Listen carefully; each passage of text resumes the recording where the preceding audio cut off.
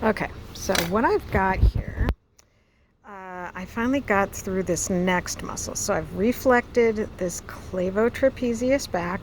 Now I'm working on the acromiotrapezius, and I was having a really hard time finding the edge, and so you can see that I kind of wrecked it. So hopefully yours doesn't look like that. Hopefully you can get a nice clean cut through there. And then the other thing to separate it from is this muscle here, which now looks very distinct. Once I started separating this, I could see that this was very separate and clear. This is the levator scapulae. So this is going to go from the neck to the angle of the scapula.